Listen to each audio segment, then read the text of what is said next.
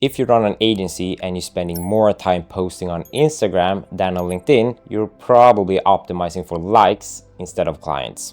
And I run client acquisitions on both platforms, and in this video I'll show you which one actually wins for agencies in 2026 and how each algorithm really works, and also the 30-day plan I'd use if I had to start from zero again. Because you see, Instagram is super addictive. You got the reels, the trending audio, the dopamine hits, while LinkedIn, it's actually kind of boring because you have text posts, carousels, people talking about work.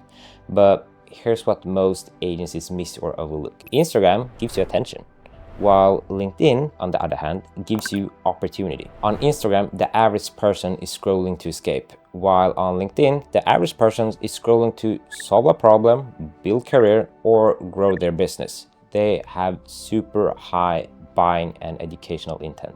So if you offer a B2B high-ticket service or consultancy, you don't need more eyeballs, you need more conversations with decision makers. So let's compare this like adults and not fanboys, because Instagram, you have entertainment, lifestyle, and inspiration, while on LinkedIn, there's deals, hiring, vendors, partnerships. So who's on the platform? Well, on Instagram, basically everyone. And on LinkedIn, over 1 billion of professionals and tens of millions of decision makers. What goes viral on Instagram is visual novelty, trends, lifestyle, even my nudity sometimes. And LinkedIn, strong opinion, useful framework, career advice, business opportunities, and case studies. And while as on Instagram, sure, you can drive leads, but LinkedIn consistently converts on a multiple higher level because its sole intent is business talk. So if your business model is I talk to smart buyers and sell them packages between 5 to 20K, well, then I'll vouch for the platform with the highest percentage of buyers and the highest intent to actually win. Let's talk about your personal brand, because that's your long-term assets. On Instagram, you're competing against models, meme pages, comedians, entertainers, and followers don't automatically see you as a business authority. While on LinkedIn, people kind of expect expertise when you're there and when you're posting on the platform, because when you post clear, useful content for your niche, show real client wins, and repeat your core promise every day as a content strategy, you become the LinkedIn person in your markets.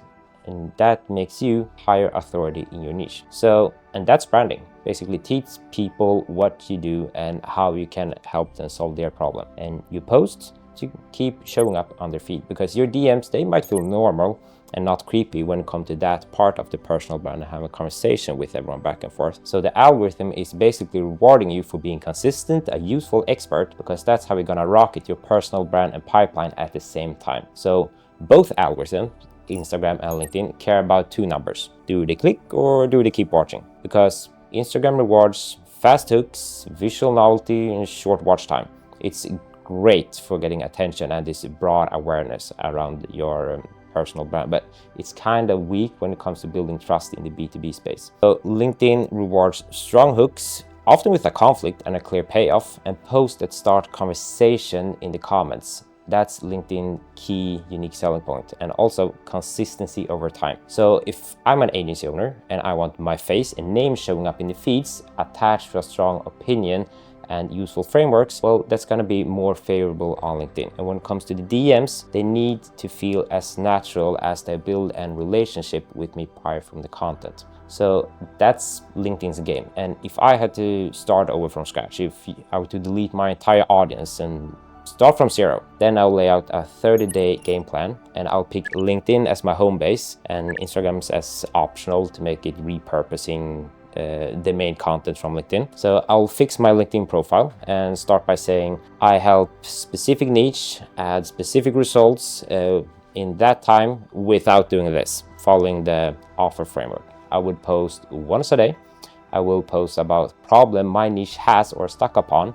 I'll show client wins, I'll share frameworks, I will share checklists, as well as doing the connection request and engaging with my audience and getting new outbound consistency. That's the core 30-day plan. And then I send 10 to 15 permission-based DMs on a daily basis, because that's the core outbound and inbound mechanism needed. Because if I track everything as well, I'll see what's working and what can be tweaked upon, because Yes, it might sound boring, but it actually works. So who wins in 2026 for agencies? For brand aesthetics, reach, and models, then I'll say Instagram. But when it comes to getting in front of actual decision makers, having a very strong fan base that you can nurture and grow upon, I would say LinkedIn. If you want help turning LinkedIn to the main engine of your agency, this is literally what I do. So click the link in the description and fill out the short questionnaire and book a call with me and my team,